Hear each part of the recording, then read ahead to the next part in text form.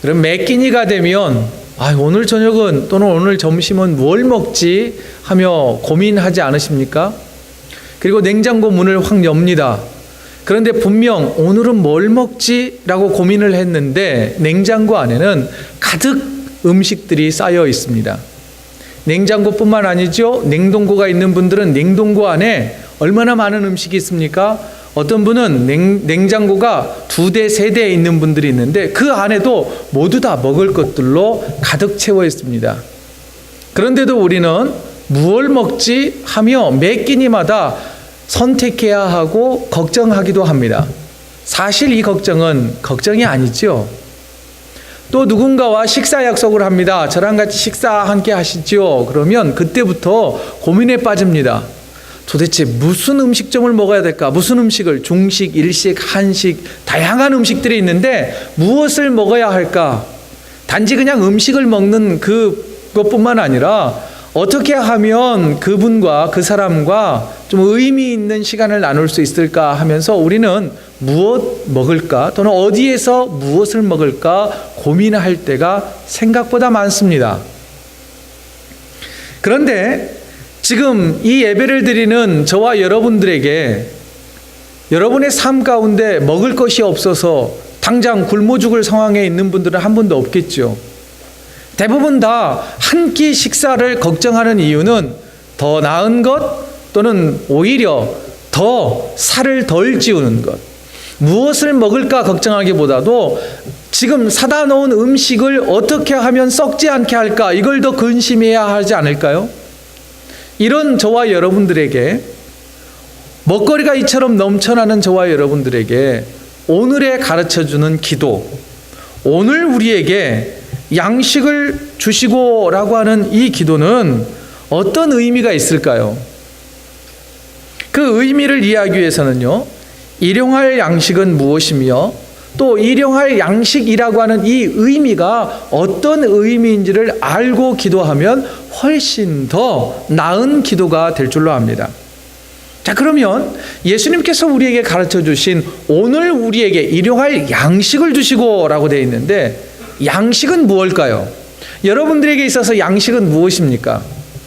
양식, 그러니까 스테이크, 또 이렇게 생각하신 분은 없겠죠. 당시 이 팔레스틴에 있던 유대인들에게 있어서 주식은 뭐냐? 빵이었습니다. 그리고 북미 지역에 있는 분들도 주식이 빵이라고 볼 수 있겠죠.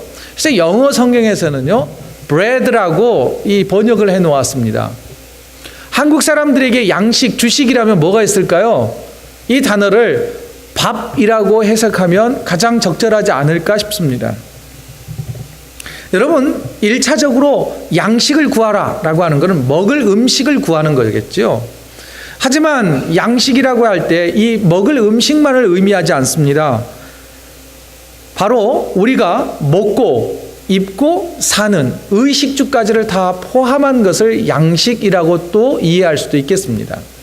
이 양식이라고 하는 이 단어를 다양한 해석들이 있습니다. 그 해석들 가운데 저는 한 사람의 해석을 좀 소개해 드리려고 합니다. 이 사람은 종교개혁가였던 마틴 루터입니다. 마틴 루터는 양식이라고 하는 이 단어를 어떻게 해석을 했냐면 인간다운 삶의 조건들이라고 해석을 해 놓았습니다. 그리고 조금 더 넓게 그리고 폭넓게 양식을 해석해 놓았는데 우리 한번 다 같이 한번 읽어볼까요? 시작! 일용할 양식은 우리 삶을 위한 양식과 필수품에 속하는 모든 것들이다. 곧 음식과 의복과 신발, 집, 정원, 경작지, 가축, 돈, 재산, 올곧은 배우자와 아이들, 착한 식솔들, 강직하고 신실한 통치자들, 좋은 정부와 날씨와 평화와 건강과 품격과 명예, 좋은 친구, 신실한 이웃과 같은 것들을 가리킨다. 마틴 루터의 해석이 훨씬 더 폭넓지 않습니까? 그냥 우리가 일용할 양식을 주십시오 했을 때 배불리는 것만을 말하지 않고 우리가 살아가는데 필수적으로 필요한 모든 것들이 거기에 속하니 그것을 구해야 된다라고 해석해 주고 있습니다. 그런데요, 이 해석에 덧붙여서 마틴 루터는 이런 문장을 남겼다고 합니다. 그러나 귀금속은 양식에 속하지 않는다. 이렇게 해석했다고 합니다. 자, 그러면 양식의 개념을 우리가 살펴보았다면 앞에 수식이 붙어 있죠. 일용할 양식이라 그랬는데, 그럼 도대체 이 일용할이라는 뜻은 뭘까라고 하는 거죠. 영어로 표현하자면 daily라고 되어 있습니다. 그런데 이 일용할로 번역한 헬라어 원문이 있는데 한번 보시겠어요? 에피우시오스라고 하는 단어가 있습니다. 굉장히 우리가 지금 유식해지고 있는 거예요. 예수님이 말씀하셨던 그 헬라어를 공부하고 있지 않습니까? 그런데 이 에피우시오스, 일용할로 번역한 이 단어를 어떻게 해석해야 하느냐라고 하는 의견이 굉장히 다양합니다. 그리고 정확하게 이것을 단정지어서 해석하기에는 어렵다라고 이야기하고, 예수님께서 사용하신 이 에피우시오스라고 하는 단어가 다른 곳에서는 사용이 잘 되지 않는 아주 특별한 단어이기 때문입니다. 그런데 여러 학자들의 의견을 종합해 보면 크게 세 가지로 해석을 할 수가 있습니다. 첫째는 삶에 필요한 삶을 가능하게 하는 이라고 하는 의미로, 두 번째는 당일을 위한, 곧 오늘을 지칭하고, 세 번째는 오늘날 또는 다음날이라고 하는 의미로도 해석이 가능하다고 합니다. 자, 여기에서 그런데 앞에 있는 내용들, 오늘이라고 하는 개념을 우리가 daily라고 하는 영어 단어와 이렇게 연관을 지어보면 쉽게 이해가 되는데, 마지막 세 번째 다음날이라고 하는 이 개념은 뭔가 좀 매치가 잘 되지 않은 것 같지 않습니까? 그런데 유대인들에게 있어서 24시간 하루라고 하는 개념은 조금 우리와는 달랐습니다. 유대인들에게 있어서 하루는요, 해질녘부터 시작해서 그 다음날 해가 지는 때까지입니다. 그러면 여러분, 만일 이 유대인이 일용할 양식을 주십시오라고 기도를 할 때 해가 뜬 동이 터서 기도를 한다면, 하나님 오늘 하루를 살아갈 수 있는 음식, 양식을 나에게 주십시오라고 하는 기도가 되겠지요. 자, 그런데 만일 이 사람이 잠들기 전에 기도를 한다고 한번 생각을 해 보십시오. 그러면 24시간의 개념으로 볼 때는 하루의 양을 구하는 건데, 하나님 나에게 일용할 양식을 주십시오라고 저녁에 기도한다면 언제를 위해서 기도하는 거예요? 날이 새어서 다음 아침 일어나서 하루를 살아가는 양식을 구하는 것이 되는 것입니다. 이런 의미이기 때문에 일용할 양식을 구한다는 것은 오늘 먹을 양식, 오늘 하루를 먹을 양식과 더불어서 내일 하루를 먹을 양식, 곧 다가올 내일을 위한 하루의 양식을 구하는 거다라고 학자들은 해석을 해주고 있습니다. 그런데요, 이 일용할 양식이라고 하는 이 문장이 어디에서부터 시작을 하느냐면, 이 배경은 이스라엘 백성들이 출애굽에서 40년 동안 광야에서 만나를 먹었던 그것과 내용을 같이 하고 있습니다. 여러분, 이스라엘 백성들이 만나를 먹을 때 하나님께서 이렇게 말씀해 주고 있습니다.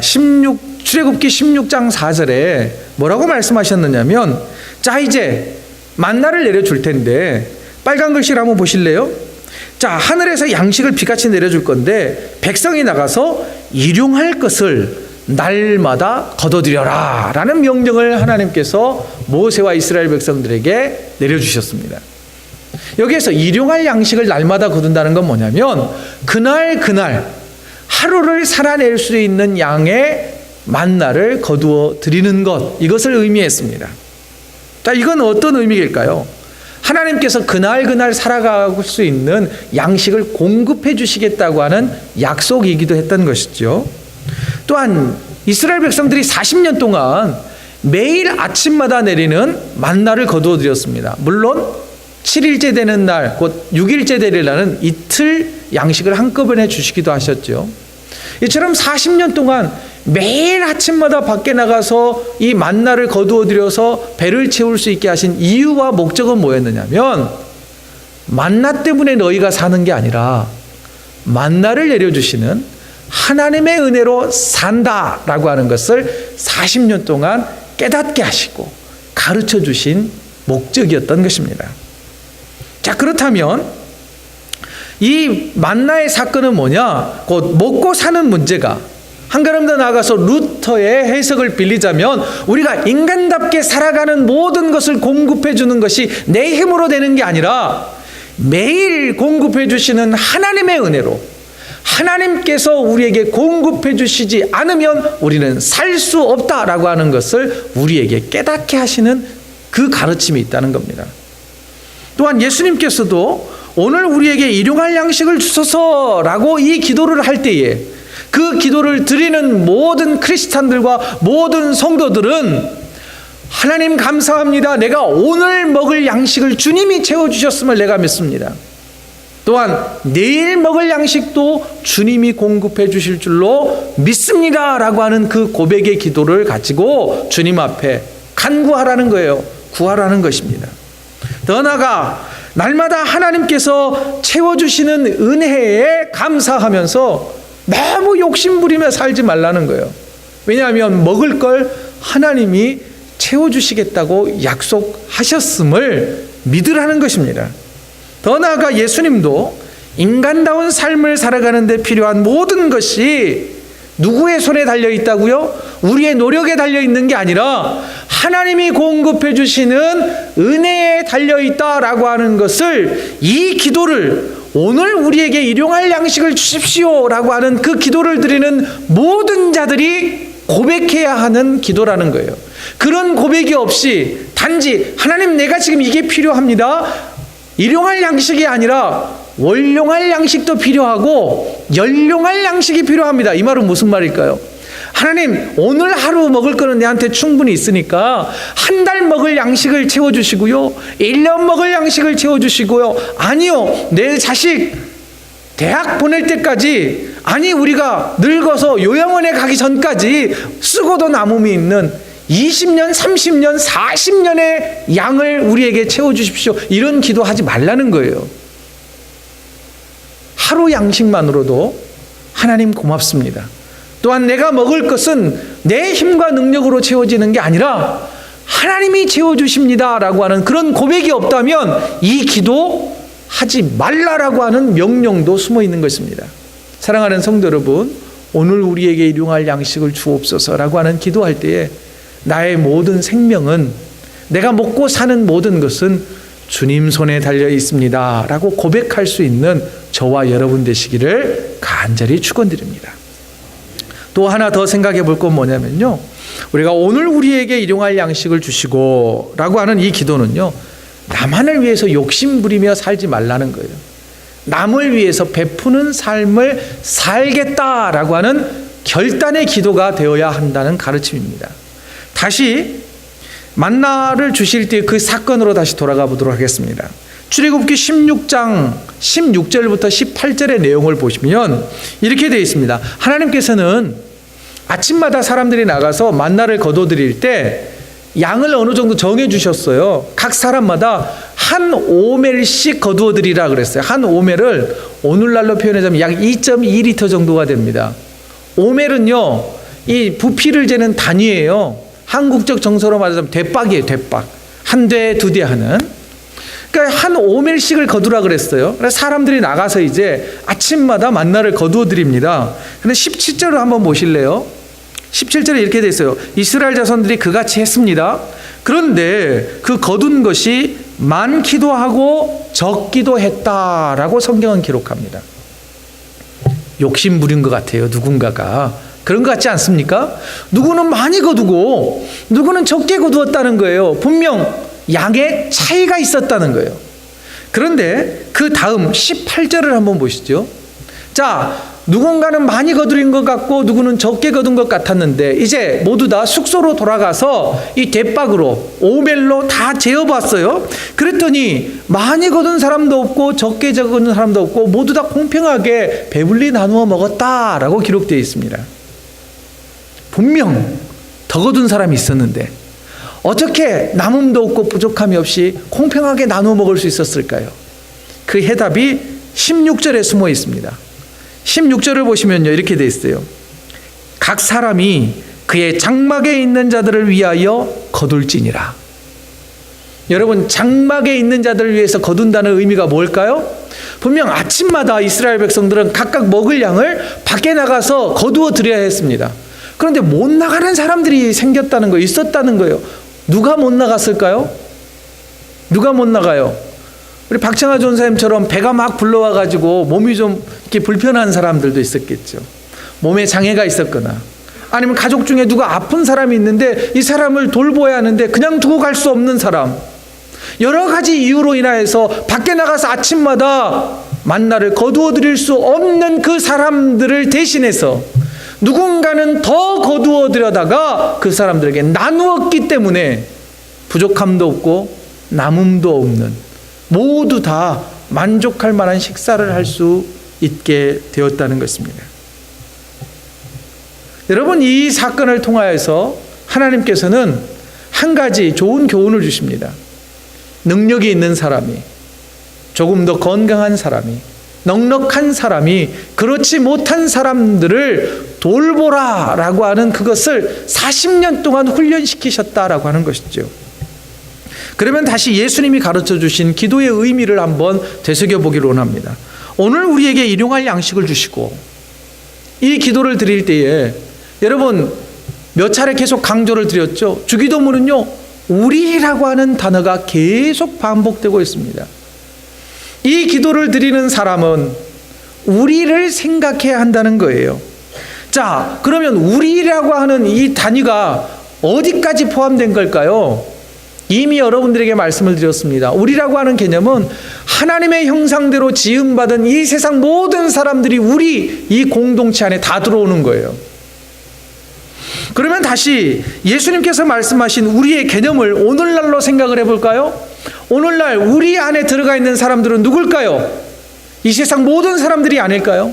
이 지구촌 모든 사람들이 다 우리 안에 들어간다는 말입니다. 그렇다면 우리가 오늘 우리에게 일용할 양식을 주시고 라고 기도할 때에 우리는 우리라고 하는 소속되어 있는 공동체를 한번 되돌아볼 수 있는 여유와 결단이 필요하다는 거예요. 그렇다면 여러분, 우리라고 하는 세계 가운데 여전히 굶어서 죽어가는 사람들이 생각보다 많다는 거 아십니까? 굉장히 불편한 진실이죠. 우리들은 덜 먹을 것을 걱정을 하는데 한쪽에서는 굶어 죽어가기 때문입니다. 2017년도 세계 기아 지도를 한번 보여드리도록 하겠습니다. 여러분 보시는 이 지도 가운데서 초록색 부분은 음식물이 부족한 지역입니다. 굉장히 많은 지역이 음식물이 없어서 고통을 받고 있다는 것이죠. 붉은색으로 갈수록 아주 위험한 지역입니다. 정말 굶어 죽어가는 사람들이 부지기수로 나타나는 지역이죠. 특히 아프리카 지역에 굉장히 많은 지역에서 오늘도 지금 이 시간에도 굶어 죽어가는 사람들이 상당수가 있다는 것입니다. 유엔 세계 식량기구의 보고에 의하면 세계의 사망 원인 1위 가운데 1위는 뭐냐?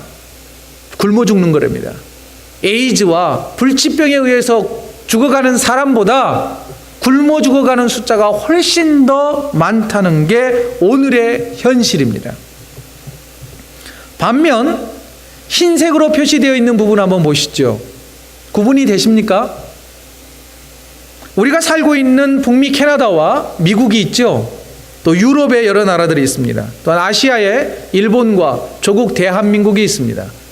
그러나 아쉽게도 조국 대한민국 위쪽인 북녘 땅에는 붉은색의 모양으로 그려져 있습니다. 그것도 식량난이 심각한 지역이라는 의미이겠죠. 물론 여러분, 흰색 부분에 있는 이 캐나다 안에도, 조국 대한민국 안에도 한 끼 식량을 걱정해야 하는 사람들이 없는 것은 아닙니다. 굉장히 많은 사람들이 한 끼 식량이 없어서 힘들어합니다. 왜? 여러분 다운타운 헤스팅스 거리를 한번 가보십시오. 얼마나 많은 홈리스들이 있습니까? 또 이 잔슨에서 내려가다 보면 이 바넷 하이웨이에 만나는 사거리에 항상 예수님이 서 계십니다. 저는 그분을 예수님이라 그래요. 어떨 때는 이 예수님에게 이불을 도네이션 할 때도 있고, 올 첫 주 예배를 드리고 나서는 제가 거금을 드렸어요. 지폐를 드렸거든요. 100불 아니에요. 5불. 굉장히 저로서는 결단을 했습니다. 그런 분들이 한두 명이 아니라는 거예요. 우리 주변에도 얼마든지 한 끼 먹을 것을 걱정해야 되는 사람들이 많다는 것을 우리는 부정할 수가 없습니다. 오늘 주보 나눠드린 기도문 기도를 한번 펼쳐보시겠습니까? 기도문 기도는 제목이 이렇습니다. 일당 노동자의 기도. 제가 한번 두 소절만 한번 읽어보도록 하겠습니다. 오 하나님, 저는 제 두 손으로 열심히 일해서 일용할 양식을 받고 있습니다. 그 수고의 대가로 일용할 양식과 옷가지를 사고 있습니다. 매일 새벽부터 해지는 저녁까지 무거운 짐은 저를 지치게 만들고 뜨거운 태양은 저를 피곤하게 합니다. 저와 제 가족의 생활을 지탱하기 위해서는 매일 이 많은 노동을 하는 일 외에는 다른 방법이 없습니다. 매일 쉬지 않고 일하고 매일 밤 짧은 잠을 자면서 아침이 되면 다시 늦은 밤까지 일할 수 있을 것이라는 희망을 가지는 것 외에는 아무런 희망도 제겐 없습니다. 쭉 읽어나가다 보면 우리의 고단한 일생이 그대로 녹아 들어가 있습니다. 물론 넉넉한 음식이 있지만 저와 여러분의 삶도 그리 평안하지는 않을 것입니다. 이민자로 살아가는 저와 여러분들의 삶도 녹록치 않습니다. 하지만 하나님께서는 그래도 저와 여러분들에게는 굶어 죽을 만큼의 그런 상황까지는 아니라는 것이죠.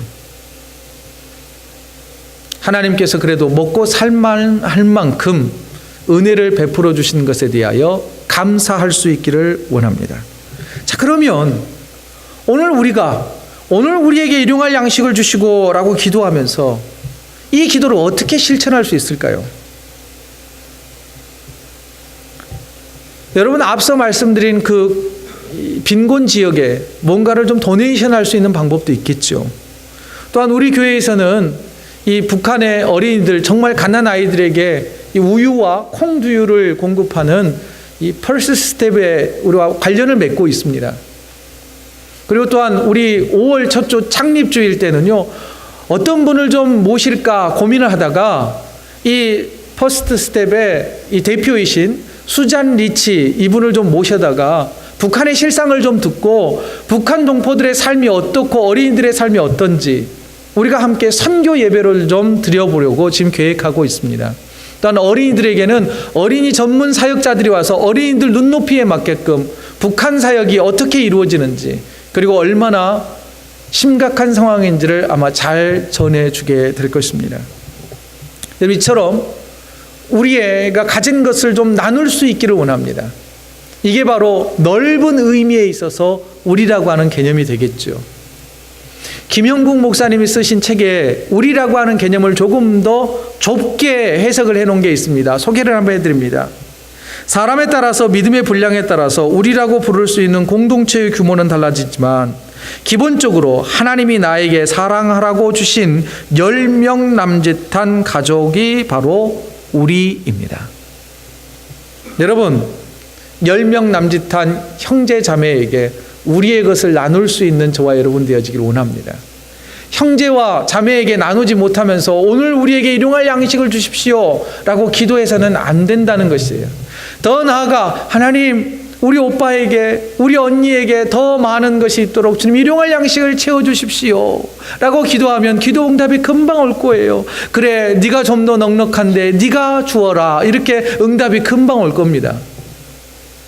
1부 때는 웃던데 2부 때는 웃지도 않네.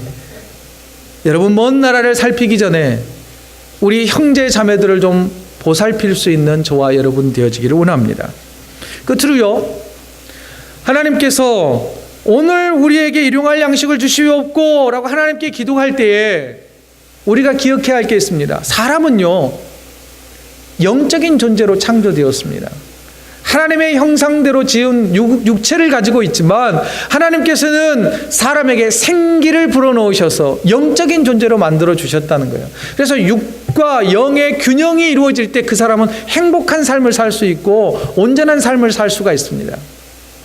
이 사실에 대해서요, 예수님께서도 광야에서 40일 동안 금식하신 후에 사탄에게 시험 받으시죠. 그러면서 돌을 떡으로 만들어 먹어라 라고 하는 이 시험을 다음과 같은 말씀으로 물리치셨습니다.